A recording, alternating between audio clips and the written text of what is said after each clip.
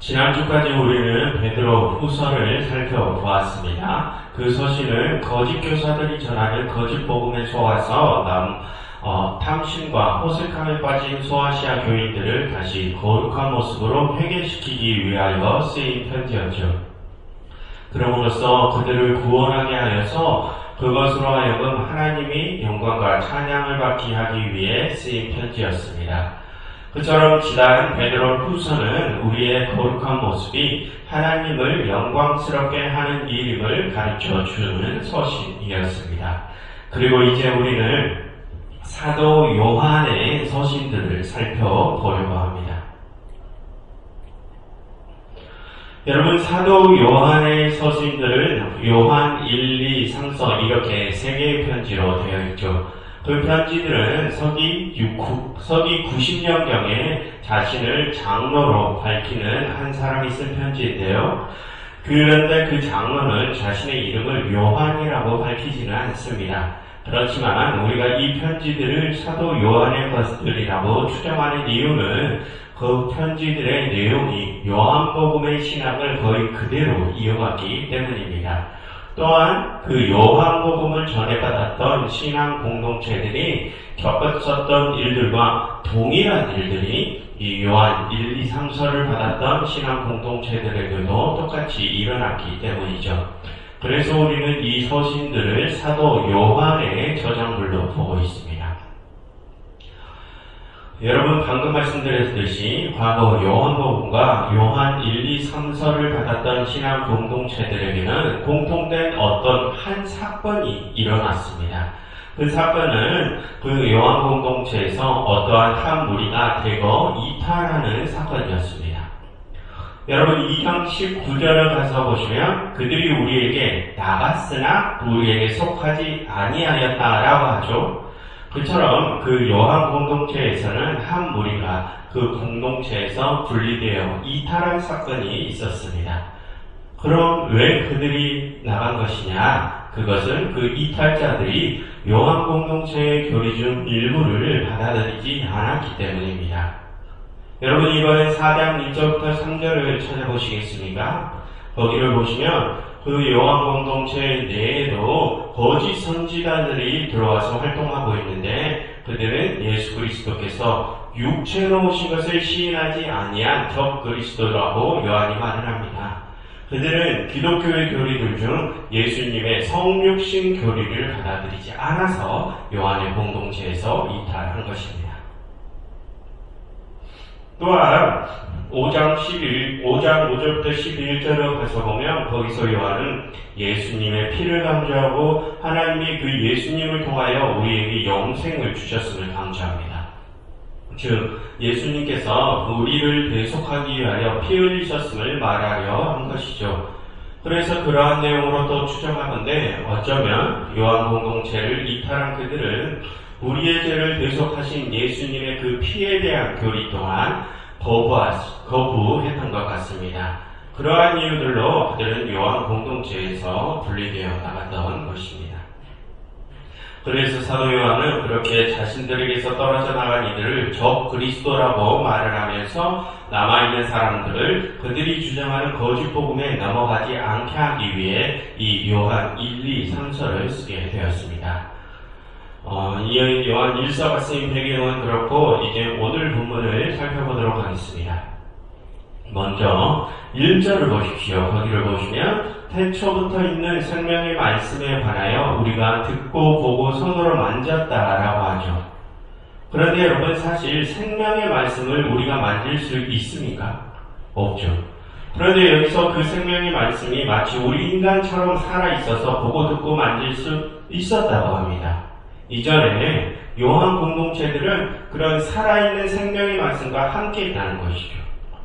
그럼 여러분, 그렇게 요한 공동체들이 함께 했던 그 살아있는 생명의 말씀은 무엇을 가리킬까요? 2절을 보시면 이 생명이 이전에 나타나셨었는데 그는 아버지와 함께 계시다가 우리에게 나타나셨던 이라라고 합니다. 그럼 그가 누구입니까? 예수 그리스도시죠. 그래서 다음 3절을 보시면 우리가 보고 들었던 것을 너희에게 전하는데 그것은 너희로 우리와 사귐이 있게 함이니 우리의 사귐은 아버지와 그의 아들 예수 그리스도와 더불어 누림이라 라고 합니다. 즉 태초부터 살아계셨던 그 생명의 말씀은 예수 그리스도라는 것입니다. 여러분, 오래전 유대인들은 하나님의 말씀이 인격적으로 살아 움직인다고 여겼습니다. 그래서 지금 요한은 그 말씀이 원래는 태초에 하나님과 함께 계시다가 그들이 보고 듣고 만질 수 있게 나타나셨다고 하죠.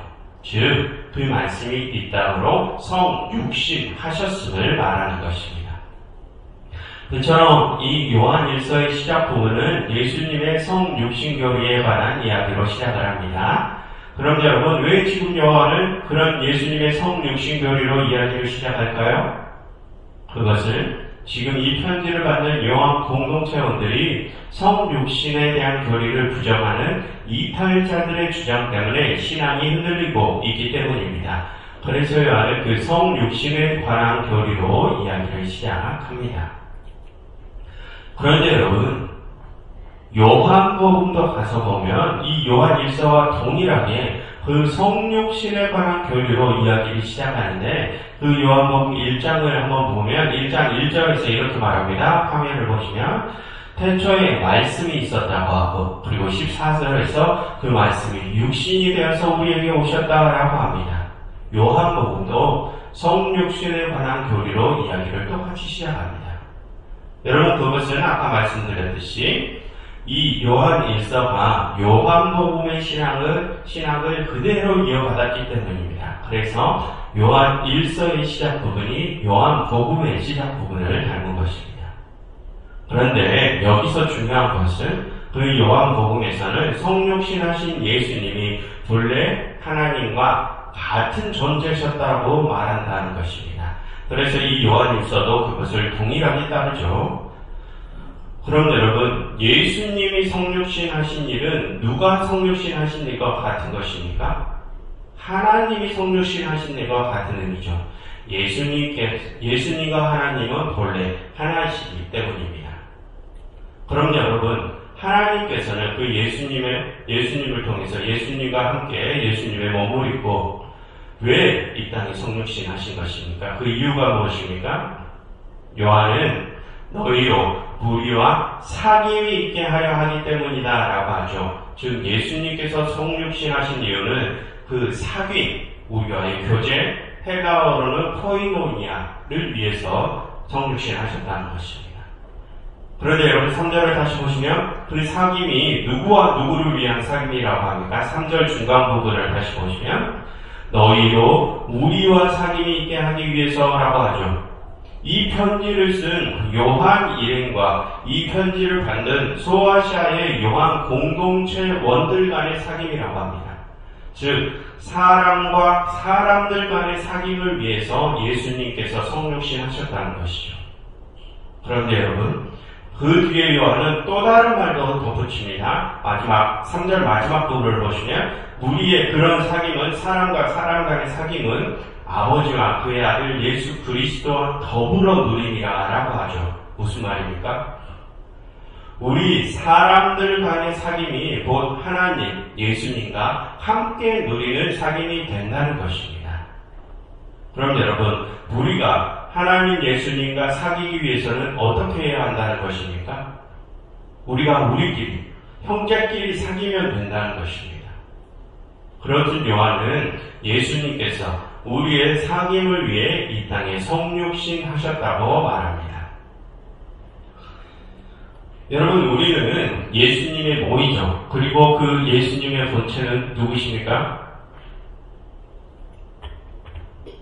우리는 예수님의 몸이고 그 예수님의 본체는 하나님이십니다. 그래서 그것은 우리도 본래는 예수님 하나님과 한 몸이라는 뜻입니다. 그런데 본래는 그렇게 하나님과 한 몸이었던 우리가 범죄함으로 하나님에게서 떨어져 나왔죠.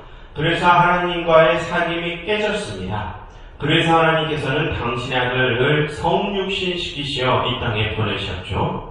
그럼 여러분, 왜 하나님께서는 당신의 아들을 이 땅에 보내신 것입니까? 그 아들을 통하여 우리와 다시 사귀시기 위하여, 다시 우리와 하나 되시기 위하여 아들을 성육신하시게 하신 것입니다. 봉제함으로 당신과의 사귐을 깨뜨린 우리와 다시 하나 되기 위하여 하나님께서는 높은 하늘 보좌를 버리시고 우리를 다시 찾아오신 것입니다. 여러분, 그것이 기독교 성육신 교리의 의미입니다. 그래서 여러분, 예수님의 성육신이 중요한 것입니다. 예수님께서 진짜 우리와 똑같은 몸을 입고 우리가 그분을 보고 듣고 만질 수 있게 성육신 하셨어야 육신을 입고 있는 우리가 그분과 다시 사귐을 가질 수 있기 때문이죠. 그러니 예수님께서는 반드시 성육신 하셨어야 합니다. 그럼 여러분, 여기서 질문을 하나 드리겠습니다. 여러분, 오늘 내용들을 정리해보면 결국 이 성경이 말을 하는 신의 개념이란 무엇입니까? 하나님과 예수님은 본래 하나이셨다고 하죠. 그리고 우리도 본래는 하나님 예수님과 하나였던 존재라고 합니다. 그처럼 이 성경이 말하는 신의 개념은 하나님과 예수님과 우리가 하나인 그 상태를 의미합니다. 그렇게 하나님과 예수님과 우리가 온전히 하나인 상태가 참 하나님의 모습이라는 것이죠. 그래서 여러분, 이전에 살펴보았던 창세기 1장 26절에서 하나님이 인간을 창조하실 때 이렇게 말씀하시죠. 우리가 우리의 형상을 따라 우리의 모양대로 사람을 만들자라고 하셨죠. 거기서 말하는 우리가 바로 하나님과 예수님과 우리가 온전히 하나 된 그 상태를 뜻합니다. 이 성경에서 말하는 신의 개념은 바로 그러한 개념입니다. 그런데 여러분, 지금 예수님께서는 다시 승천하셔서 육신으로는 우리와 함께 계시지 않으시죠. 그럼 여러분, 아직 예수님과 하나 되지 못한 이들은 어떻게 다시 예수님과 하나 될 수 있습니까? 그들보다 먼저 예수님과 하나 된 우리가 그들과 다시 하나 되면 됩니다. 여러분, 그처럼 우리가 서로 사귀어 하나 된 그 모습이 바로 참 하나님 된 모습입니다. 지금 하나님께서는 그렇게 태초에 가장 아름다우셨던 그 참 하나님 된 모습을 회복시켜 나가고 계신 것입니다. 이 요한일서는 예수님의 성육신과 사귐을 강조하면서 그것을 밝히려는 편지입니다. 여러분, 하나님의 참 하나님 되심은 우리에게도 그 책임이 있습니다.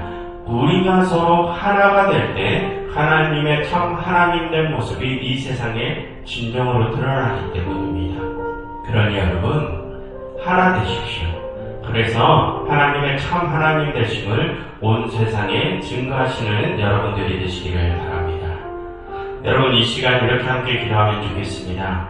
하나님, 저희가 서로 하나 되게 해주세요. 그래서 하나님께서 그런 저희와 다시 하나 되어 주시사 태초에 가장 영광스러우셨던 하나님의 그 참 모습을 되찾아 주시옵소서. 이렇게 함께 기도하면 좋겠습니다.